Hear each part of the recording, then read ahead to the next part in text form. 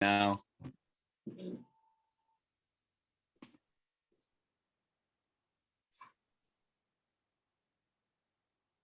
All right, I'll start us off then, guys. All right, so this is our leadership team project. It is on name, image, and likeness. And it's going to be, our group consisted of Bridget, Jay, myself, it's James, and Will. So a little bit of background about our issue, which is dealing with the name, image, and likeness.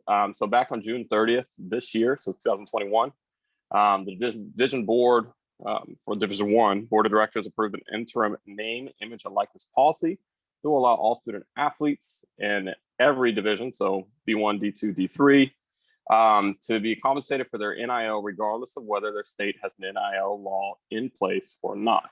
So basically what this is trying to say is that where athletes before were kind of had their hands tied about how they could use their own, likeness, and kind of how the schools had monopoly over, profiteering and off of these athletes' names and abilities and, using them in their advertisements.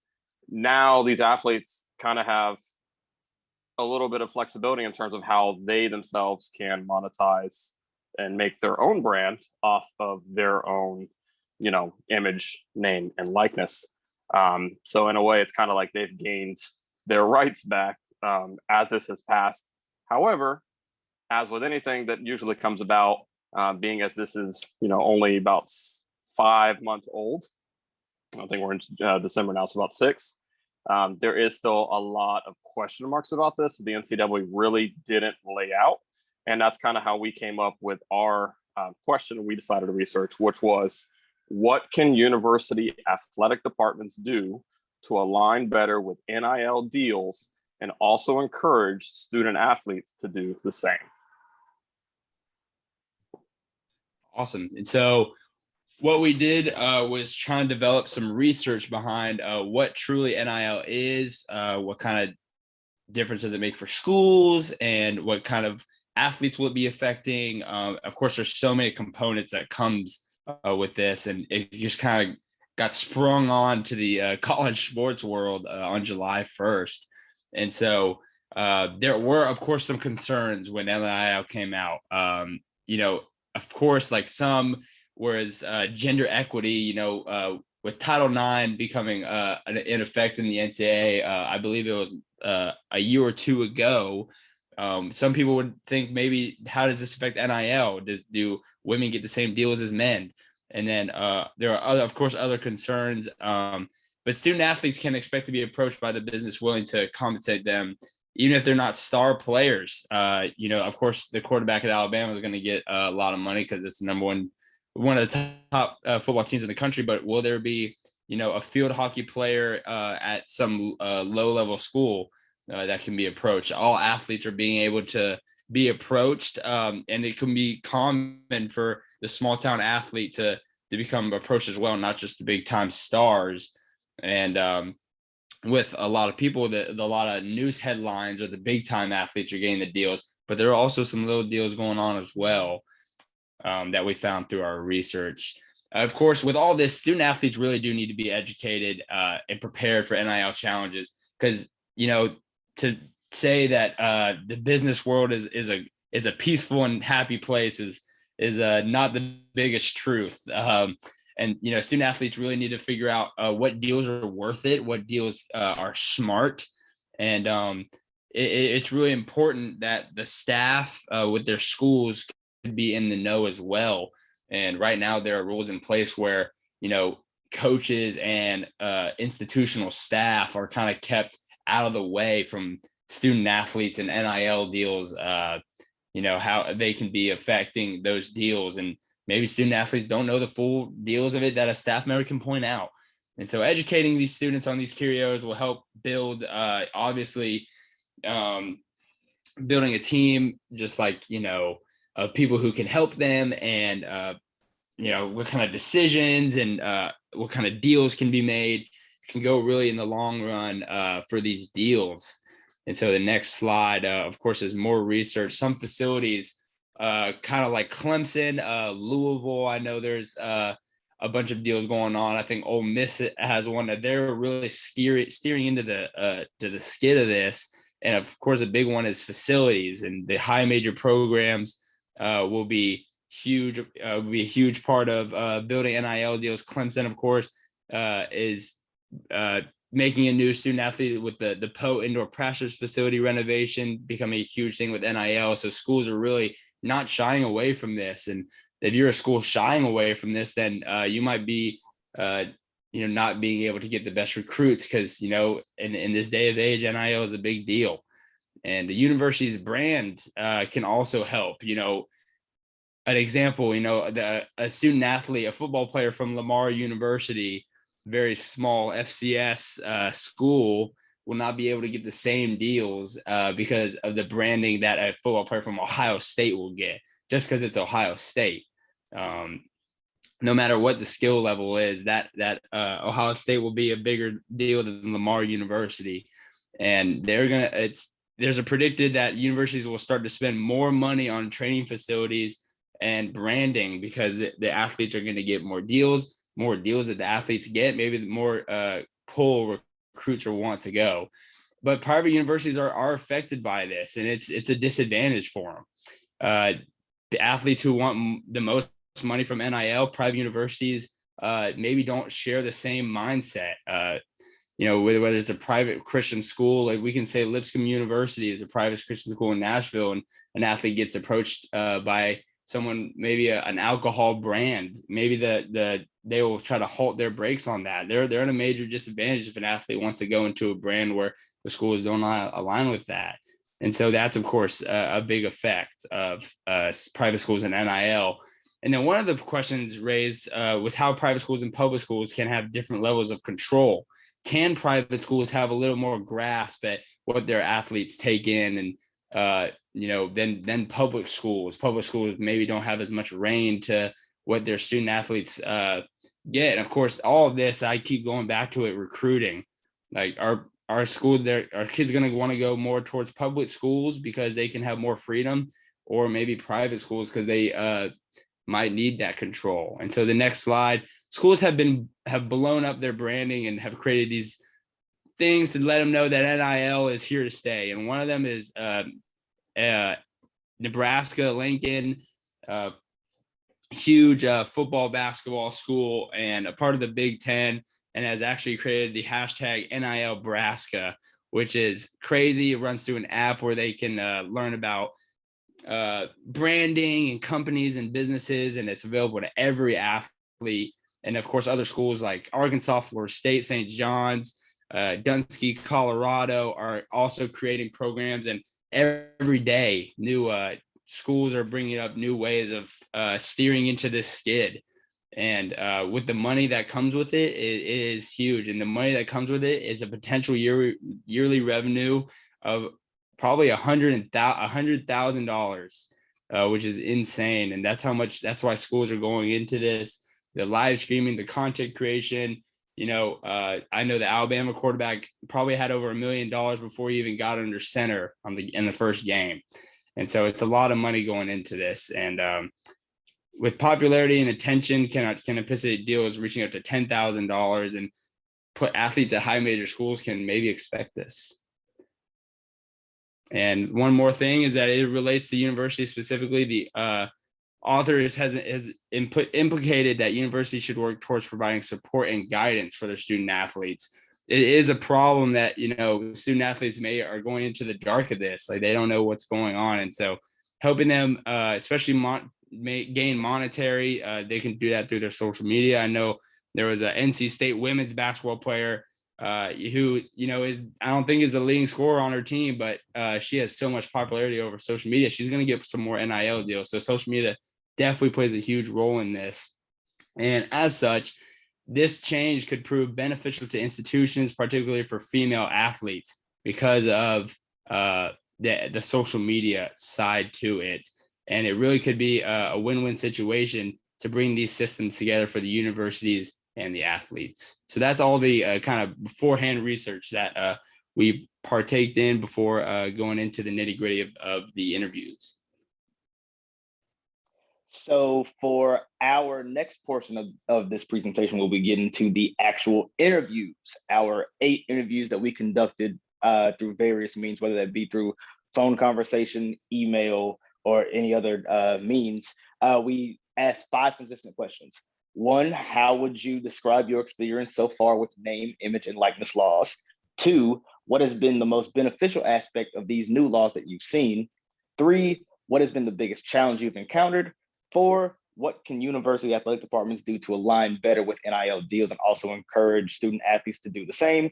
And 5, what do you think the future of NIL will look like? Our first interview is from Dr. Nefertiti Walker, the Interim Vice Chancellor for Diversity, Equity, and Inclusion and Chief Diversity Officer of UMass Amherst. She has not had a ton of opportunity dealing with NIL laws, which I will say is something that will be consistent amongst these interviews, seeing as though the laws have only been on the books since July 1st. But she has mostly worked within the women's basketball world. She sees name, image, and likeness laws as an opportunity to create equity amongst the market, and speaking on the aspect of the market economy and how student athletes have not really had the opportunity to partake in it as typical students may even see amongst their college years. So the ability for the athletes themselves to take part in the market and also control it is something that she's excited to see. She is very interested to see if the market will be reflective of the real world in reference to the NIL deals and the potential benefits of those deals, meaning that whether the inflated numbers that we've seen, the projections leading up to these deals actually pan out, where we've gone back and looked at previous student athletes and projected how much they would have gotten, whether athletes ever see these numbers while they're actually playing. We can move on. Jordan Lang, the director of basketball creative at the University of Georgia, once again, has not really participated in the NIL decision-making process, but he loves how players can use this to actually make change, such as using things as charity, whether that be such as the Michigan offensive lineman used his NIL deals and his popularity to raise funds for a sick child that he knows, and such things like that, and also using just using their platform in order to spread change. But one of the biggest problems that he's seen is that he's trying to figure out a way to showcase each player's personalities towards smaller businesses that might not know what to do yet. We've seen large, massive money deals such as Clemson quarterback DJ Uiagalelei with Dr. Pepper and other various means that Spencer Rattler, the former Oklahoma quarterback with Raising Cane's, these big money deals, but small businesses don't exactly know where to jump in yet. So he feels though that's something that he's intrigued to see. And education is another thread that we'll see amongst these interviews, is that educating people, educating student athletes and faculty within these schools will be the best method of actually producing better deals, better responsible roles for both student athletes and faculty. Next, we have Kevin Doling, the assistant men's basketball coach at San Antonio College. He is beginning to look into the new NIL deals as a great recruiting tool, especially as a way of keeping student athletes, from doing illegal activities that has gotten schools and student athletes in trouble in the past, as well as avoiding odd jobs just to make ends meet. He feels though that NIL deals will be more beneficial for larger schools and not worthwhile in a smaller college such as San Antonio College. He feels though small businesses, once again, will be a very intriguing way in order to try to level the playing field, because big companies, big businesses are going to go after larger schools, larger, more prominent athletes, but small businesses can also find a way to create a more niche, more direct impact with student athletes, rather than going after the big athlete or big businesses going after big athletes. it does feel as though NIL is a great thing for collegiate sports and something that was terribly long overdue. However, the lack of guidance and the lack of rules is a big problem that he feels though right now. He feels though once July 1st hit, things just became a free-for-all. And there were a ton of deals that just happened and nobody really quite understood. So he feels that that's something that could happen, as well as student athletes still used to the old rules with these things and afraid to get into the NIL deals and afraid that this might make them lose a scholarship or eligibility or other various NCAA violations. Next, we have Mike Young, the director of sports medicine at Kennesaw State University. Much like everybody else, he has not had a lot of direct experience with NIL as the his role as a head athletic director of a mid-major program. But seeing what has happened with high majors, he sees the impact that it has made so far. He says that, once again, NIL is a fantastic thing and a fantastic opportunity for schools and student athletes at high level schools and high major schools. But as well as that might be for the student athletes, the athletics as a whole might end up taking a hit, as he feels as though various things such as recruiting, transfers, and other various actions that athletes can take won't be affected by how much playing time they can get or athletic opportunity, but how much money they can receive. And in that it won't really factor too much into the mid-major role, seeing as though smaller schools will most likely not have as much NIL opportunity as some of the other schools. He is skeptical about it, mentions the wild nature of what happened on July 1st. He thinks that a lot of the hubbub and hullabaloo over this will die down over the years, but he expects that a lot of the crazy deals that we see now won't be happening as things progress further. Next, we have Thomas Strauss, the athletic director of academic services at the University of Louisville. He actually works with student athletes every day and sees how NIL impacts athletes as well as his coworkers. His experience has been positive. He loves seeing the athletes take advantage of these opportunities at hand, which it has also been a common thread with all our interviews. Positive student athlete empowerment and brand ownership is something that has been very much talked about with these interviews. He was at first a little bit worried that athletes would tend to just not really treat athletics as the main thing, but instead, try to just focus on the NIL deals, try to be as popular and as big as possible. But as things has progressed, he sees that it's not really a problem being at Louisville, an ACC high level institution. His biggest challenge was just that first day. Nobody really knew, and that's a common thing that the NCAA just let it happen and didn't really give a ton of guidelines or just let the states decide. So there was a lot of unevenness amongst the rollout.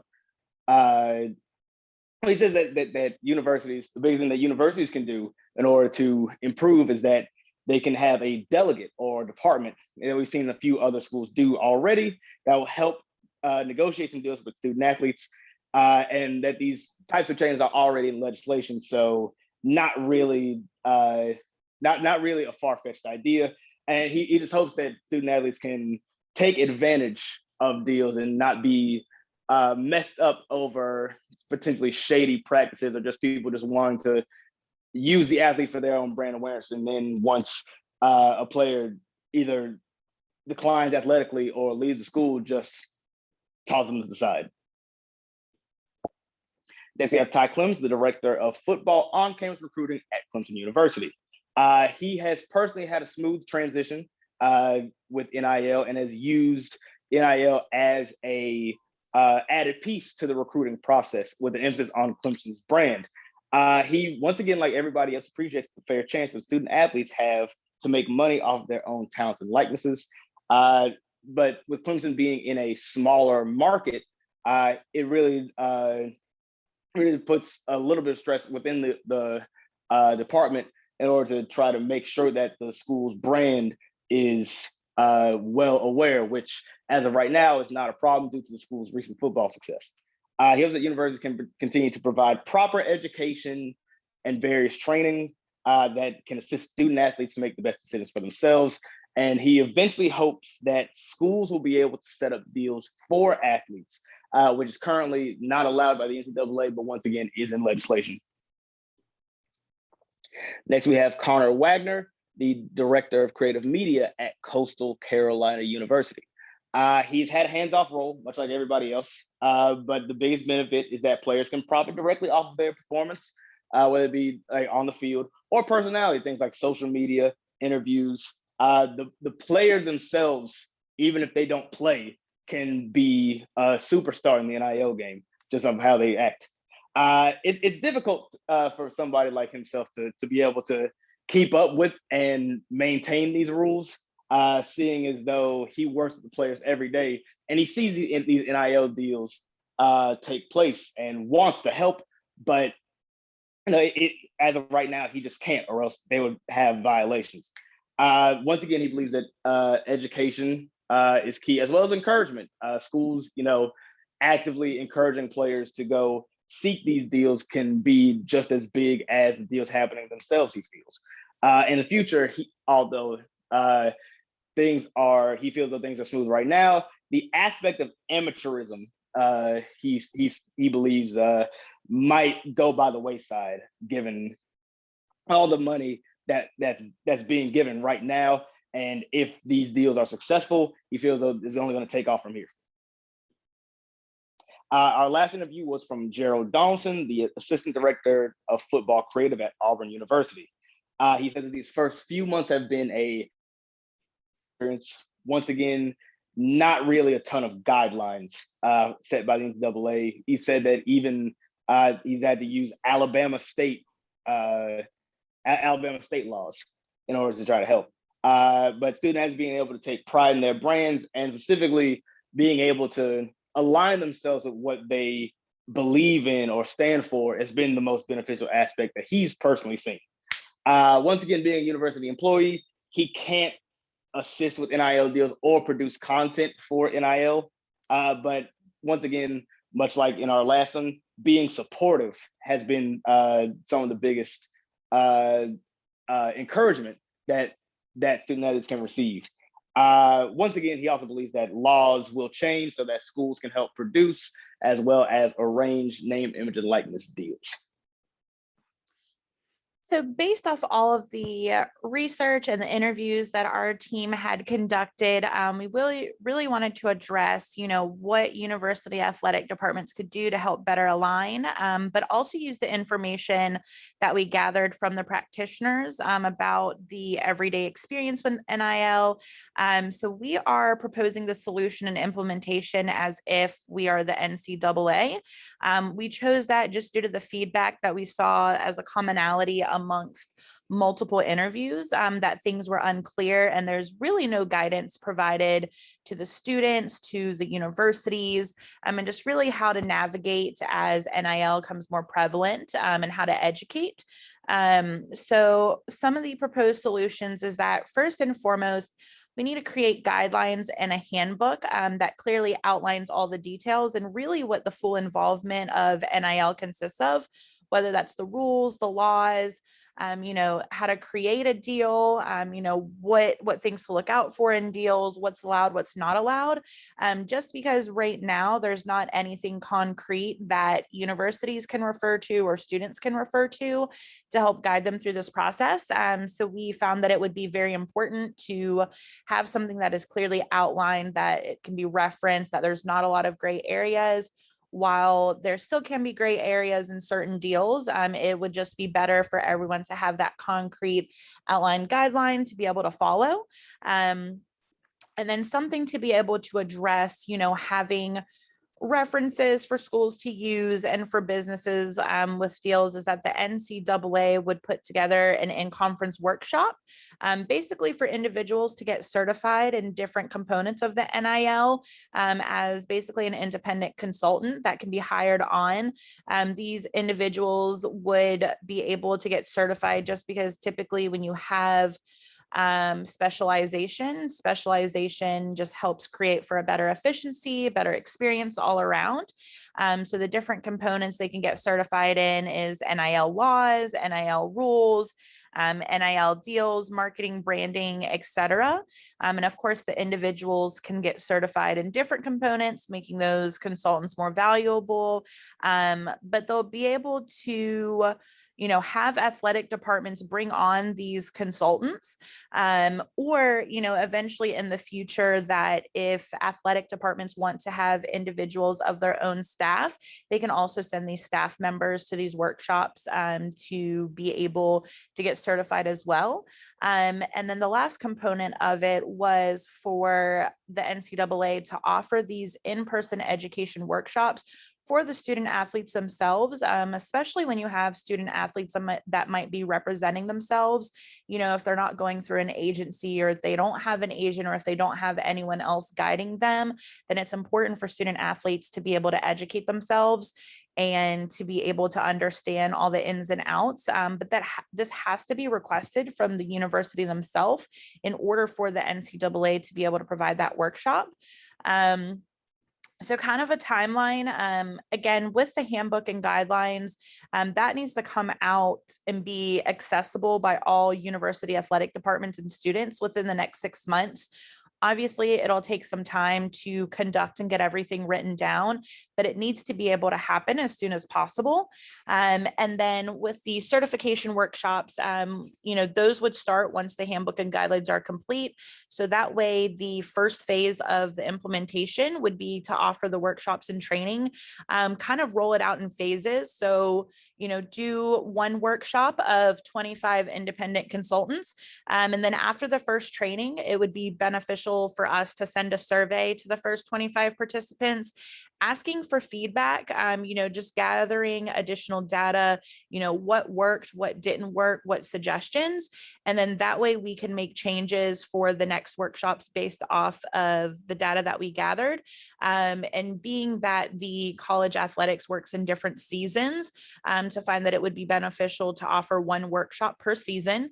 And then after we completed a full year of the independent consultant workshops and received a full year worth of feedback and gather intel on what changes need to be made, we would implement those changes. And then after that, after the 1 year of the independent consultants, we would open up the workshops for the university staff members.